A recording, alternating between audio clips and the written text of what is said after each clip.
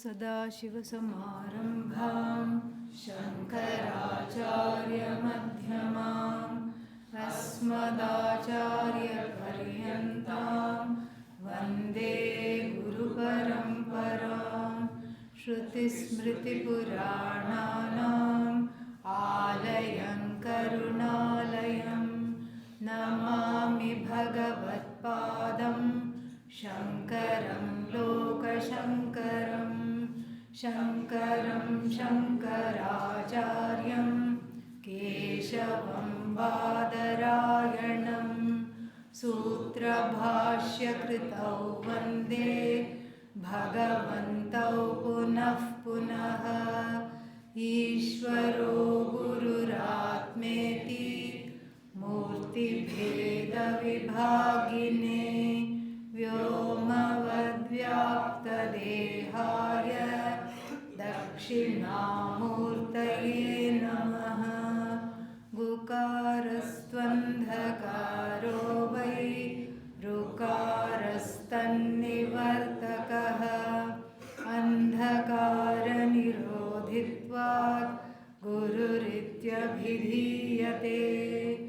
ॐ सहनाववतु सहनौ भुनक्तु सह वीर्यं करवावहै तेजस्विनावधीतमस्तु मा विद्विषावहै। ॐ शान्ति शान्ति शान्तिः। यतः प्रवृत्तिर्भूतानां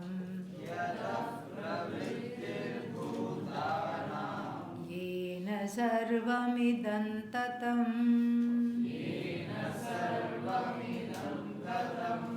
स्वकर्मणा तमभ्यर्च्य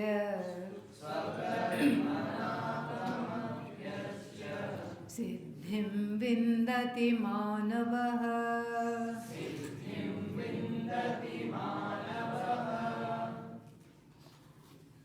There are, as we have seen, certain verses in the Bhagavad Gita which are in a capsule form and which unfold the entire vision of the Shastra. This one is one of them. The other one we encountered, which was the 29th verse of the 7th chapter, the last verse of the second last verse of the 7th chapter, and then this verse here. Like this, it has the vision of Vedanta, which is the unfolding of Ishvara. What is Ishvara? And how I am non-separate from that Ishvara. It has the discussion of Ishvara from the standpoint of Karanatvam, Jagat Karanam Brahma, Brahman, which has the epithet of Jagat Karanam, and it has the definition of Ishvara. What is Ishvara? Ultimately, Chaitanya, Shuddha Chaitanya, Satchidananda, which is oneself. So it has that definition also. And then finally, it has what is called Yoga Shastra. So this is Brahma Vidya and Yoga Shastra. That is why this is one of the most important verses of the entire text, not just the entire chapter, the whole text. With this one verse, you can just keep talking about it, and all the 18 chapters essence is contained in this itself. Very, very, very beautiful. So the Brahma Vidya is in the first line. We will see all this. And the second line is what is called Yoga Shastra. This is what we chant at the end of every chapter. Brahma Vidyayam Yoga Shastre. This is what it is. So this Yoga Shastra means what? What kind of a life does the individual, namely myself, have to lead in order to gain this knowledge? What kind of a life do I have to lead? What kind of a life do I have to lead in order to relate with the whole? Because there is alienation, there is fear, there is pain, there is sorrow. So that's why this is a very brilliantly put verse. And we saw yesterday just the translation, but we'll do that again quickly in case people have missed it. Yataha means yasmat karanat. The tasil, the what is that? The suffix called tasil becomes taha. And whenever that taha comes, it means it should be taken in the fifth case sense. So yataha means yasmat. From which? From which cause? Yataha means yasmat karanat. From which cause? Pravrittihi, the emergence, the coming forth has happened of what? Bhutanam, of all beings.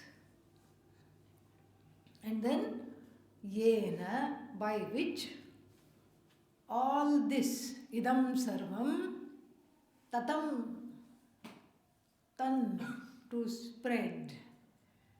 So here tan means to pervade. So by whom all this means what? Known, unknown, seen, unseen, understood, not yet to be understood. All this. And not just here on this planet, but any other planet, any other thing that may be there. Now this James Webb telescope is seeing things that were always there, but now new things are being seen. Recently they found what is that? Doppelganger, a clone of the Milky Way, which looks just like the Milky Way and maybe just as old, somewhere, a few thousand light years away. It is there. And then if it looks just like the Milky Way and is behaving just like the Milky Way, chances are that there may be one or more systems which have life, one or more planets which have life. This is all very, very exciting. But the whole idea is, wherever it is, the same laws prevail. This is something very beautiful. So, yena sarvam idam tatam, that pervasion is there, that all pervasiveness is there, whether it is here or whether it is over there. And in fact, this is a Upanishad sentence in the Chandogya Upanishad. Yad yatha iha karma chito loka kshiyate tat tatha amutra punya chito lokaha kshiyate. Yatha iha means here. Tatha amutra, same laws elsewhere. So here one collects punya by doing good karma. Then what happens to that punya? Spends. You collect and you spend. Because each time you enjoy something pleasant, then one punya gone, one punya gone, one punya gone. It's always being spent. And then what else? Then if that is the law here, the law of karma here is the same anywhere else. Why did the Upanishad pick the law of karma? Why did it not say the gravitational force is the same here as elsewhere? Two reasons. Because the subject matter of the Upanishad is karma, dharma, redemption from karma, etc. Redemption from kartrutvam, that is the subject matter. So, punya and everything being finite and the subject matter being that, to show that punya is finite, it picks the law of karma. The second reason it picks the law of karma is that with other geographical laws, such as, gravitational force, and some other physiological laws, anatomical laws, it is easy to objectify. You can see, okay, gravity is the same here and on moon, and maybe it's less or more, but the gravitational force is there. That's what keeps the moon in orbit. That's what keeps the earth in orbit. That's what keeps all the planets and celestial bodies in orbit. That's very obvious to see, either with the naked eye or with a telescope, or appreciate. It is very, very obvious. The physiological order is obvious. Wherever there are eyes, they see. This is fascinating. The lazy eyes of a crocodile. You think it is half gone, you think it's dead, it is sunning itself on a little river bank. It is sunning itself. But you can't bank on it not seeing anything because it has a glazed eye, it hardly even blinks. And you say, oh, I'm going to take a selfie with it. And you go like this. Suddenly it will whip itself into shape and find out, what is this going on? It will suddenly whip itself into shape. And this is why it sees. And the trusting eyes of the dog sees. The very eyes of the big cat see. The big cat's eyes also see. The curious eyes of the small cat see. The eyes of all the animals anywhere see. And the beauty of it is, even when they don't see, it's part of the order. It's intersecting with a karmic order. This is what all pervasiveness means. Everywhere, everything, it's the same law. And that law has to be discovered as non-separate from the giver of the law, Ishvara. And then, Yena sarvam idam tatam. And the second line is, of course, relating to this Bhagavan. Abhyarchya, having worshipped, not one time, lifelong, for a long time, having worshipped. And when we hear the word worship, what do we hear? What do we see when we see hear the word worship? We hear so many things. We see flowers, we see bell, we see arati plate, we see all the other dravyas, chandan, kumkum, etc. we see. But here it's a special kind of worship that requires not any such dravyas. What is the dravya? Dravya means material. Here the material is immaterial. That is the dravya. That is the understanding.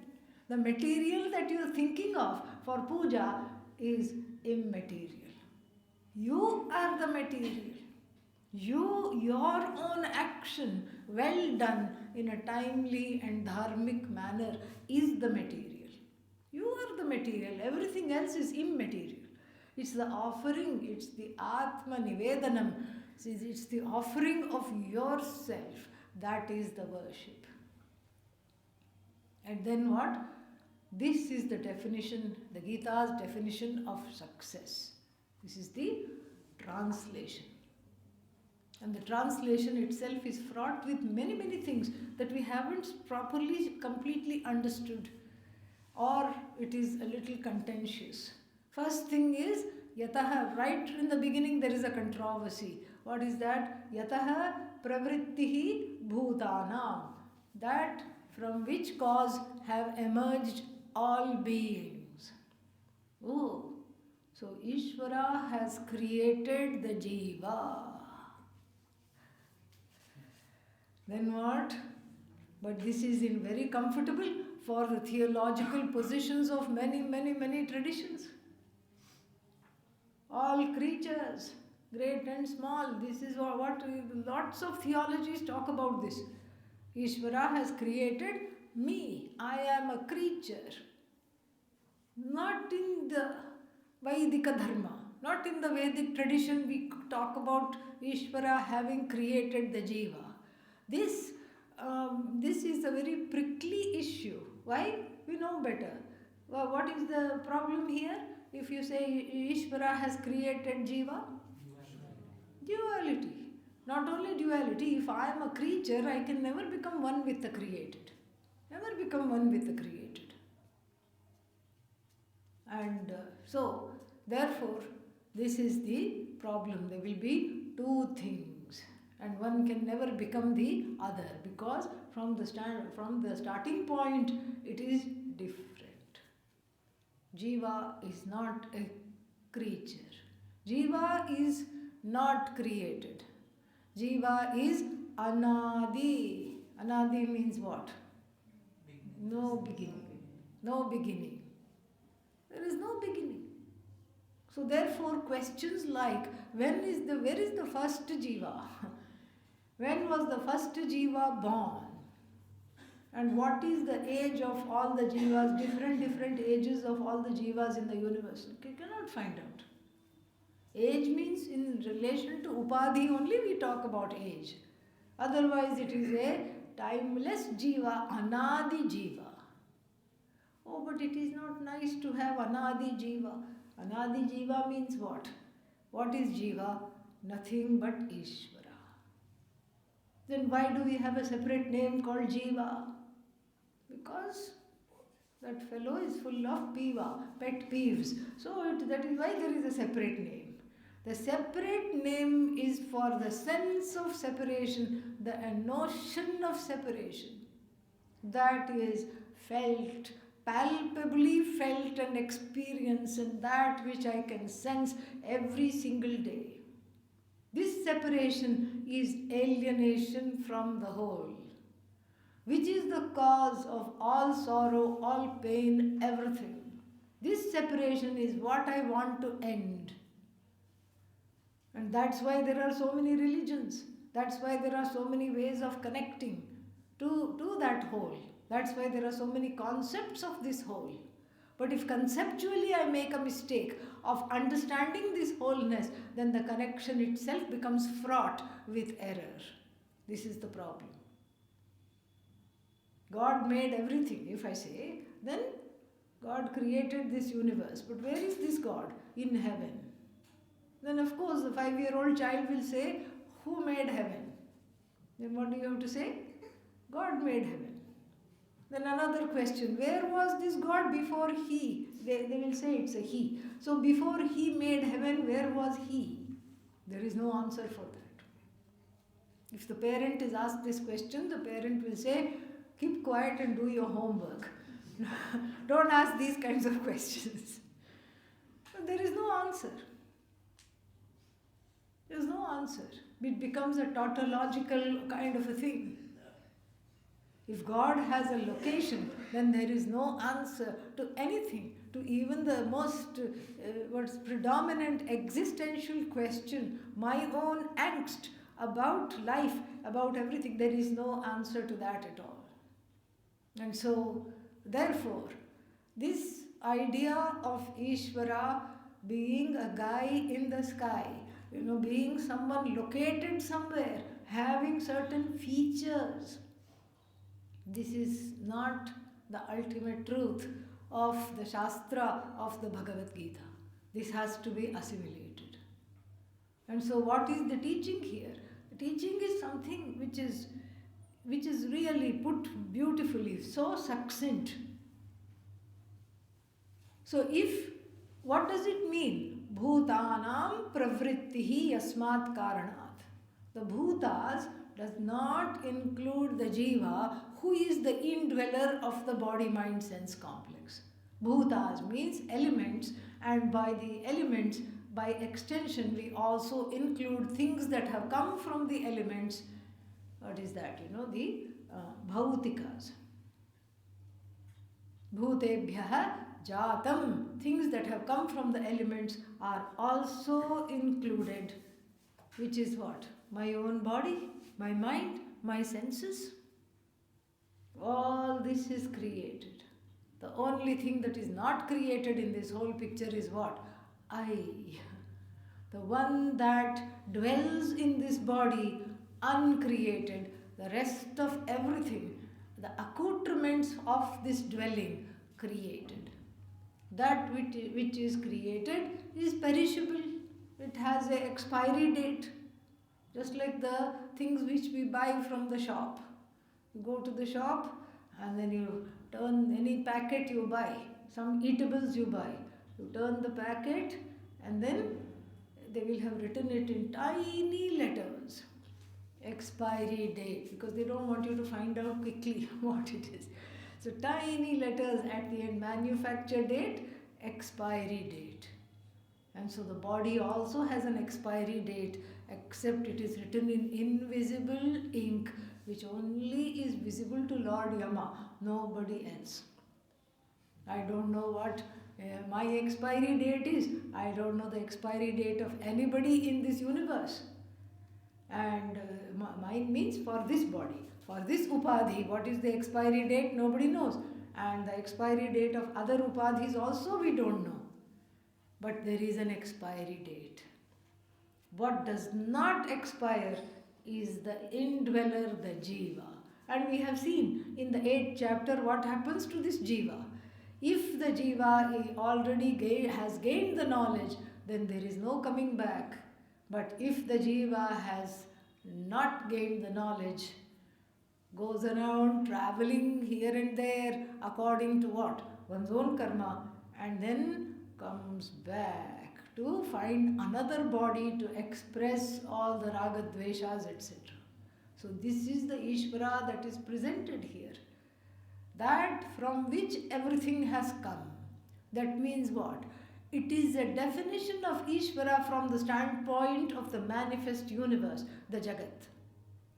So the Ishvara that is connected to and responsible for the Jagat is the Ishvara we need to get to know. We cannot bypass it. Why? Because it's a manifest universe. How are you going to bypass the laws? Especially whatever the law is. I am a recipient of this law. This is the thing. So then, when we talk about this manifest Ishvara, this Ishvara who is not only the creator of all things, the whole Jagat, but has also pervaded the entire Jagat, by whom this Jagat is pervaded. Isha vasyam idam sarvam yat kinchit jagatyam jagat. This is the source material of this verse, the Ishavasya Upanishad, or also as it is sometimes called the Ishopanishad. Same thing. Yena sarvam idam jagat tatam.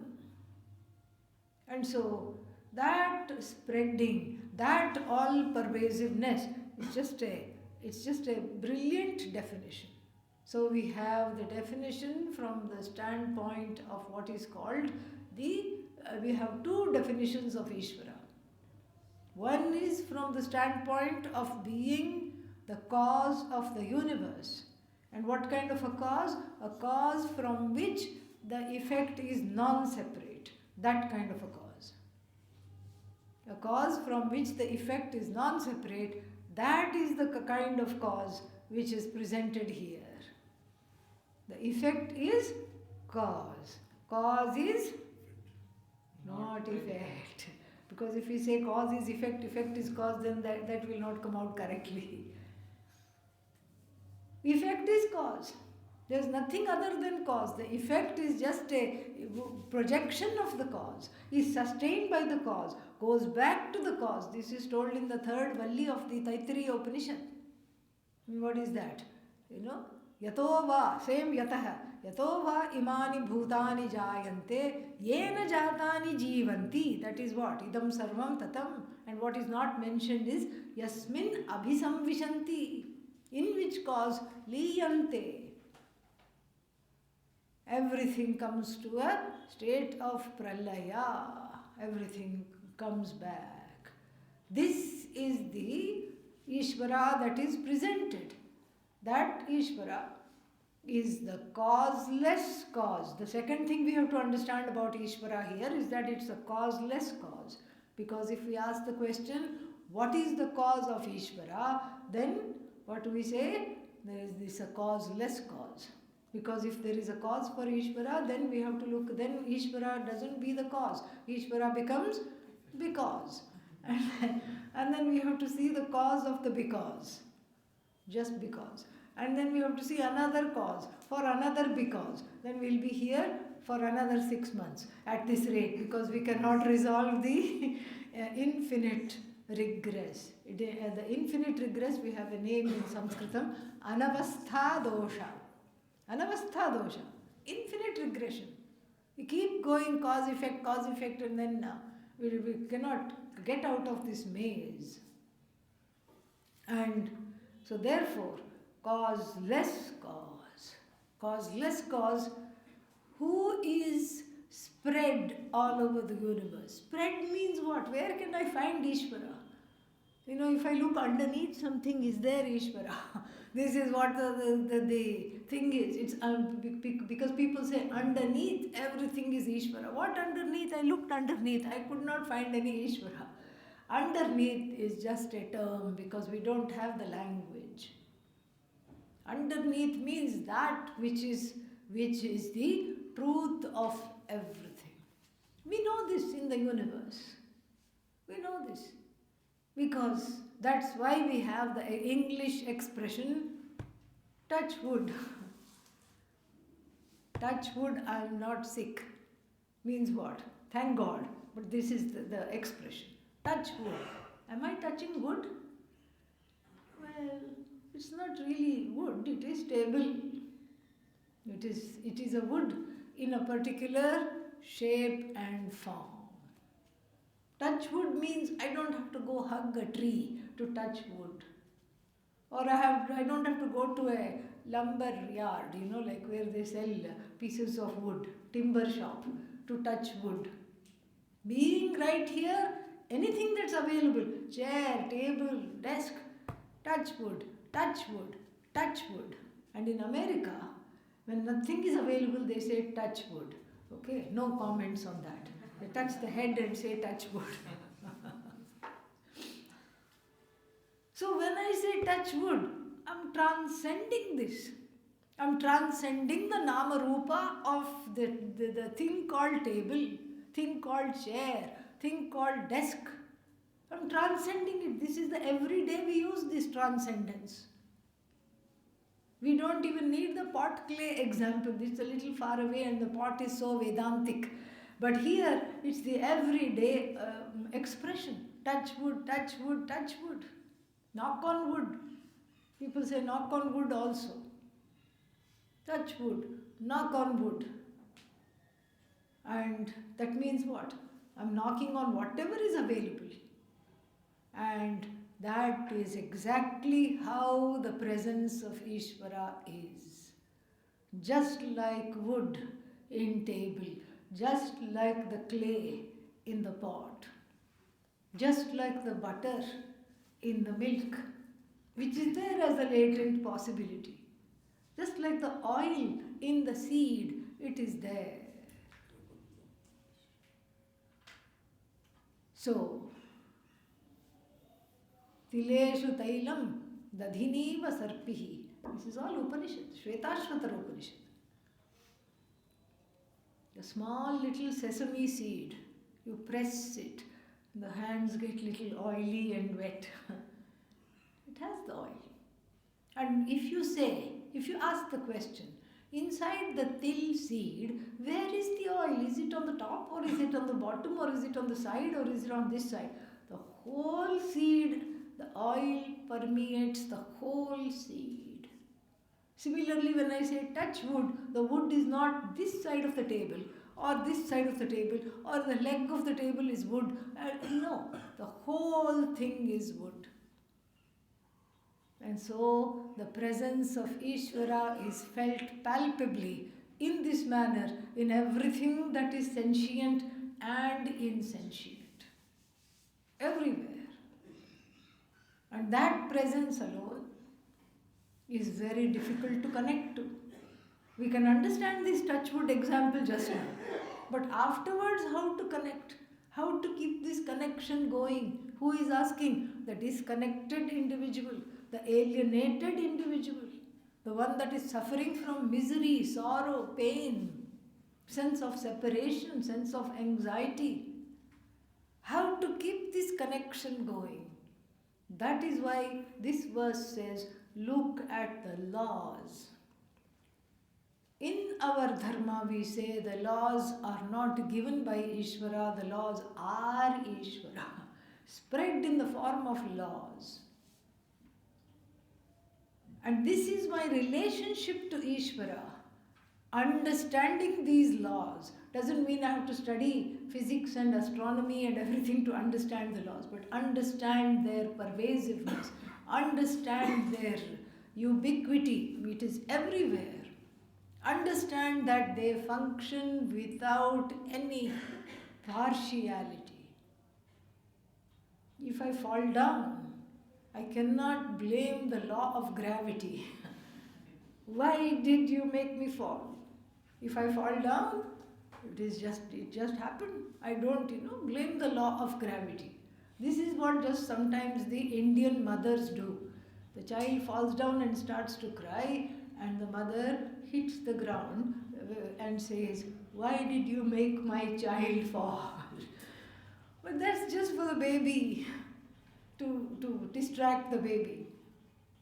But you can't do that as an adult. We know better. If I slipped, if I fell, if I tripped, that there is a law there. And similarly, if I put my hand on a hot thing like fire, then what? What? Can I tell the fire, "Stupid fire, why did you burn me?" The fire, if it had a human mind and voice, it would say, "I did not burn you at all. But look, I had to go to the doctor and I had to get to some cream and bandage and everything. I have 3rd-degree burn on my fingers.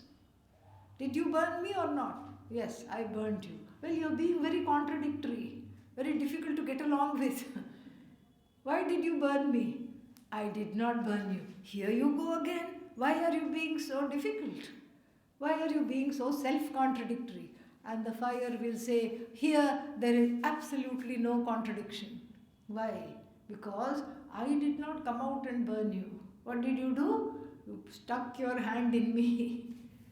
And my nature is to burn everything I see.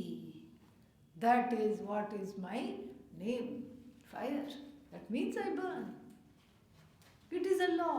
The fire is not out to get anybody. The gravitational force is not out to get anybody. The physiological laws of the universe are not out to get anybody. The anatomical laws of the universe are not out to get anybody. And just as I can objectively appreciate all this, I have to extend my understanding to one particular law that is easily missed, and even if when it is not missed, it is greeted with great suspicion. What is that? The karmic law. The same kind of shraddha I have for the gravitational force, I should also have for the karmic law. Karma is Ishvara. So when karma comes, I cannot say, "What? I have been singled out. Why me?" It is karma. It's a law. If you ask the karmic law, "Why did you do this to me?" it will look at the list. We have, in fact, Bhagavan in the form of the law of karma, worshipped very much here in this area. It's called Chitragupta. Chitra, variegated karma. Gupta, hidden even from you. Gupta means hidden. The original accountant. Original Gupta ji. So this Gupta keeps all the books of all the jivas' karmas. And this Chitragupta, if you invoke the Lord of Karma, Ishvara in the form of the Lord of Karma, and say, "Why did you bite me? Why did you do this? Why am I singled out? Let me look at this list." Looks at the list and says, "I can't divulge any details because it is all having to do with your past lives and so many other things. But this is on the list. This is what was supposed to happen, this is what is here, and this is what is there." And karma, when I am a karma yogi, I am fit enough to call myself a karma yogi when I appreciate the law of karma just as objectively as I appreciate the laws of science, geography. Objectively. That is when I am a karma yogi. Because I see that karma is not out to get me. And even the giver of the laws of karma, which is what? Ishvara, not out to get me. This itself is such a relief. And I don't know how or why people who don't understand the law of karma say, oh, karma makes you fatalistic. There is no free will. Of course, there is free will. There is free will which is there, which is a God-given buddhi to understand this very fact. To understand the fact that karma is not out to get me, I have to use my free will here. It is God-given. To see it objectively, that is the use of the free will. Otherwise, I am in the doldrums. Oh, I have been singled out. And who is feeling I have been singled out? All 8 billion people in the planet. Only people. Even the dog, I saw one walking on the banks. 3-legged dog. Happily just jumping around in its own way. Wagging the tail. And just going about its life. We don't know how it lost a leg. Maybe in a fight, maybe a car ran over it. Unfortunately, people can be very inconsiderate or neglectful when they drive. Who knows what happened? But that doesn't matter. But the dog was greeting everybody happily, wagging its tail. And so, that is the idea. That is the idea. The dog is programmed. The dog is programmed and it is inside the laws of Ishvara. I am not programmed. That is why I have the penchant to keep on associating with sorrow. We saw in the 6th chapter. An important definition of yoga is dissociation from association with sorrow. This is exactly that. So I have to appreciate the law of karma as an objective manifestation of Ishvara. And even when that karma is directed against me, I learn to receive it gracefully. This is called what? Prasada buddhi. I learn to receive it gracefully. I can complain. I can just, sit and cry. Okay. But then, after the catharsis is over, I learn the objectivity prevails. I learn to look at it gracefully. I learn to accept what comes. No, I can't accept this. This is not fair. This is an injustice and I am against injustice. Don't tell me to accept it. Okay. Then if you can't accept it, I can't force anybody to accept what they cannot accept. I will just ask them the question. Can you accept your non-acceptance? No. Okay. Can you accept the non-acceptance of your non-acceptance? No. Then you ask another question. You know very well what that question is. What is that question? Can you accept the non-acceptance of the non-acceptance of the non-acceptance of the non-acceptance of the non-acceptance of the non-acceptance? At some point, the person is going to get sick of you asking these questions and say, yes, okay. That's good. You work your way backwards. So one non-acceptance I accepted. And then after that, then you work your way slowly to accepting the non-acceptance. Accepting the non-acceptance is again Ishvara. Why? Because the workings of my own mad mind, that is also Ishvara. It is the psychological order, my friends, which we are very, very easily, we just forget. It's the psychological order. The psychological order is it's every emotion is in place. No emotion is invalid. No emotion is an outlaw. No emotion is not supposed to be there. Why? Ishvara Srishti. The mind is a creation of Ishvara. It is a bhautika. It is come from the sattvic aspect of the 5 elements. Wide the Tattva Bodha, we have seen this. So my own mind is in a place of non-acceptance. And what is this non-acceptance? Ishvara. Ishvara is this non-acceptance. This is very, very wonderful. I look at Ishvara from the standpoint of non-acceptance. It doesn't become my non-acceptance anymore. It becomes the inability to cope with the reality. The inability to be with this particular empirical transactional reality. And I say, Namaha. That is the prayer. You don't need any complicated prayers. You don't need to all the swaras, all that is fine. All you need to learn is Namaha. Amazing. Going, coming, sitting, talking, walking, standing, running, sleeping, before sleeping, Namaha. Namaha, Namaha. Namaha means I accept my non-acceptance. I surrender to what is Namaha. Because what is Ishvara. Idam sarvam tatam. So everything, that which pervades everything, can it omit pervading my own mind? No. It cannot, it is not above pervading my own mind. It has not left out my own mind. So my sorrow is what? Ishvara. My joy, Ishvara. My conflict, Ishvara. My fear, Ishvara. The authority issues that I have in relating to Ishvara, Ishvara. My core issues, neglect, feeling of unwantedness, feeling of needing validation from others, needing to prove myself. These are everybody's core issues. What are they? Ishvara.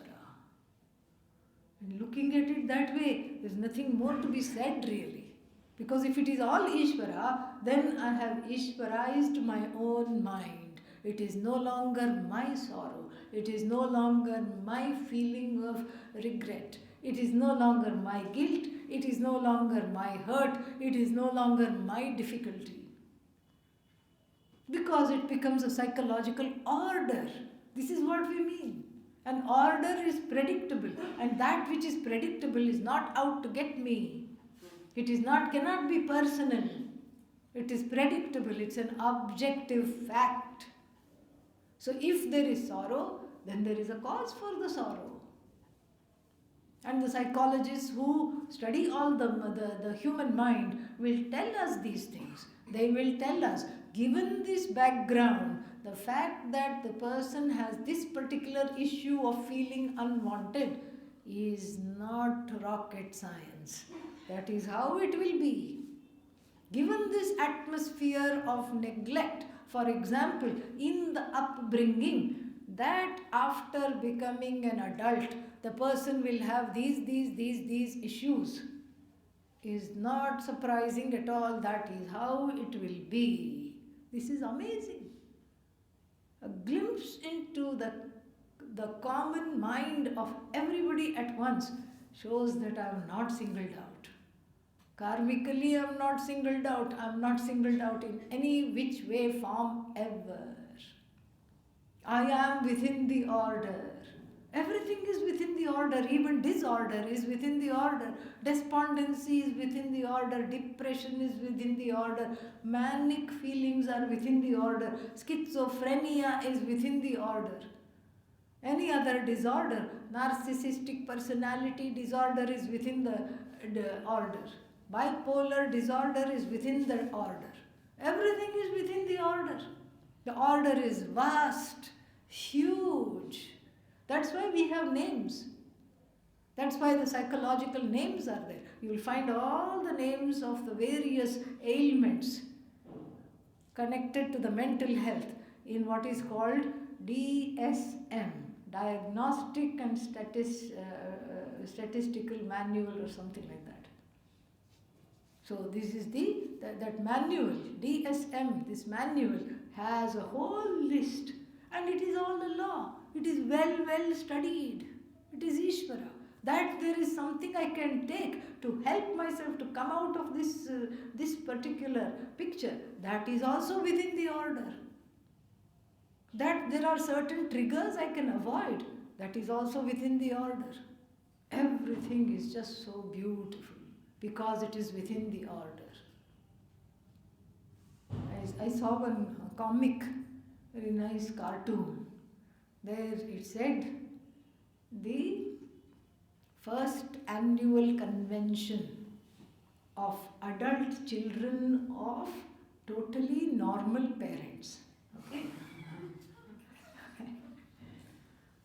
And then there was a big banner there in a huge auditorium. This was in the cartoon.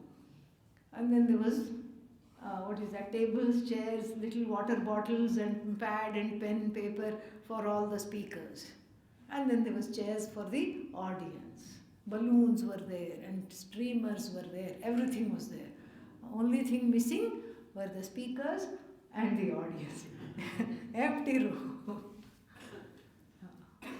Totally empty room. Namaha. Because it's not a possibility. Birth itself is due to karma. Birth is due to karma, that karma needs to be exhausted, and then the best way, the most accessible way in which I exhaust the karma is through the parentage. The primary caregivers. Yeah, primary caregivers. Which the child sometimes perceives as what? Caregivers. That there is an unconscious mind, Ishvara Srishti, the psychological order, Ishvara Srishti. Therefore, I have to. I have to means what? There is no other choice but to accept my non-acceptance. The sooner that I accept my non-acceptance, the word my drops, and all I see is non-acceptance, which is in the form of Ishvara. And my prayer then becomes what? Non-acceptance-aya namaha. This is my worship. Simple. No need for complicated Sanskrit mantras. If you know them, well and good. But if you don't know them, non-acceptance-aya namaha. No, I feel lazy. I don't feel like doing anything. Laziness-e namaha. Because laziness is a consonant ending now. Yeah. So, namaha, namaha, namaha, namaha, namaha. I let go, I let go, I let go. Let go means what? I can't let go of the feeling. No, you may not be able to let go of the feeling, but you let go of owning up the feeling and putting it in a bag which is marked mine. You have to empty out that bag. When I own it up, then I have the burden of maintaining it and nurturing it. I let it go. I tell Ishvara, you gave me this mad mind, take care of it. Take care of this mad mind and then give me the, make it, clear it up. It's my Antakarana Shuddhi is what? I am trying, but it is your responsibility. I am letting go, you make it happen. Make it happen just now. This is the prayer. Very beautiful. So that is the first line. Yatah pravrittir bhutanam yena sarvam idam tatam, without any exception. The karmic law, the law that governs my own psychological profile, the law that governs my core issues. Everything is nothing other than Ishvara. My own ailments, Ishvara. Because if I take it as mine, if I own up the ailment, then then I'm truly ailing. Because I feel so sad. Oh, so sad. Why me? Why I have this? One lady came and told me, until yesterday I was okay. Today I have high blood pressure. I said, when did you last check? Oh, 1 year back. So it's not that you have hypertension today. And even if it happened that you have hypertension, one has hypertension today, Ishvara. It's not my BP. It is that which goes up and comes down. That is what it is. What goes up must come down. Oh no. So somebody said, my BP never comes down. It will come down. At the end of the life, it has to come down. What goes up must come down. It's a law. Look at it as a law. And when we look at it as a law, the best thing possible, the effect of that for me is that it gets localized. Otherwise, the problem gets globalized. When the problem is globalized, then you know what happens? I feel like I am being targeted by everyone, everything, everywhere. I become suspicious. Oh, this person is looking at me a funny way. That person is not looking at me at all. See, damned if one does, damned if one doesn't. I get into this place of distrust, suspicion. Oh, why is this happening to me? Oh, this person is upset. Oh, that person is not upset right now because they are smiling at me, but wait and see. By the end of the day, they will also be upset. I become a fortune teller of my own karma, and I keep putting all these things. These are my individual projections. The word Namaha and relating to the karmic order enables me to withdraw my own vikshepa, by which mechanism the globalized karma becomes localized karma. When the problem is globalized, then I am overwhelmed, upset, not having a direction in life, and not really there. When I localize the karma, what happens is I become bigger than the problem. I become bigger than the problem. If I am bigger than the problem, then I say I can take it. I can deal with it. I have the strength. I have the resources. Even if I don't have the resources, I am resourceful enough here to know how to go get the resources to help me. But if I let the problem attain disproportionate size in my own head, if I globalize the problem, then I come under its spell. Either I am the possessor of the problem or I allow the problem to possess me. Which is the one you want? Former, not the latter. I don't want to be possessed. Already I am possessed of Atma Ajnanam. I don't want any other thing to possess me. So this is the conscious dispossession of all kinds of things by Ishvarizing the universe. You don't have to Ishvarize the universe. Who am I to Ishvarize the universe? I just see that the universe is already Ishvarized. I appreciate the Ishvarification of this universe by seeing the truth of this verse. What is the truth of this verse? Yena sarvam idam tatam. Everything is just Ishvara everywhere, starting with my own mad mind. I relate to Ishvara. Whatever I am relating to is Ishvara. It is just so beautiful. The karmic order is of special mention because it is subtle, and sukshmatvat, because it is subtle, it is easily missed. That is why the karmic order needs special mention. That's why we don't need a big diatribe on the gravitational force, how it pervades all corners of the universe. Nobody needs that. It's obvious. The karmic order as Ishvara is not at all obvious. That's why I feel it is out to get me. But when I look at it objectively as just yet one more law, yet one more manifestation of Ishvara, both the karma and my reaction to it are both Ishvara. Very, very nice. Then there is one more order. If this much is understood, then we have to see that there is one more order that is easily missed.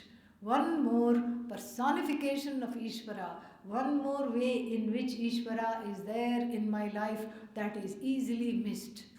And that needs to be taken stock of. And what is that? The order of Dharma. Dharma is missed. Dharma in all its iterations is missed. I don't see Dharma as Ishvara. Perhaps Samanya Dharma, okay. Samanya Dharma means what? There is an invisible law governing this, which has to do with my do's and don'ts. It is called, what is it called? Golden law. No, golden rule. What is the golden rule? do unto others as you want them to do unto you. Do not do unto others as you don't want them to do unto you. This is universal. This is not taught. It is sensed. That's what I mean. Ishvara is there, in me, as me, manifest as the law of dharma. Ishvara is not a commander of dharma. All the do's and don'ts, the vidhi and nishedha for me to lead my life is not a commandment of Ishvara. It is a manifestation of Ishvara. Dharma is a manifestation of Ishvara. And I cannot say, if it's a universal manifestation of Ishvara, even Duryodhana cannot say, Ishvara has left me out. In my heart there is no dharma. Ravana cannot say that, Hiranyakashipu cannot say that, and all the demons we know and love cannot say that at all. Cannot say Ishvara left me out. There is no dharma in the heart. The only exception perhaps is some kind of a derangement called psychopathy, sociopathy. Pathy means what? It is an aberration, which is also again Ishvara anyway. But nobody can say, barring something, terribly off, which is another manifestation of Ishvara, barring that, one cannot say, I have been left out, I have no sense of dharma. Dharma is sensed. It need not even be taught. Parents teach dharma just to reiterate what the child already senses and to tell the child that, to encourage the child to follow that. But these do's and don'ts, I know.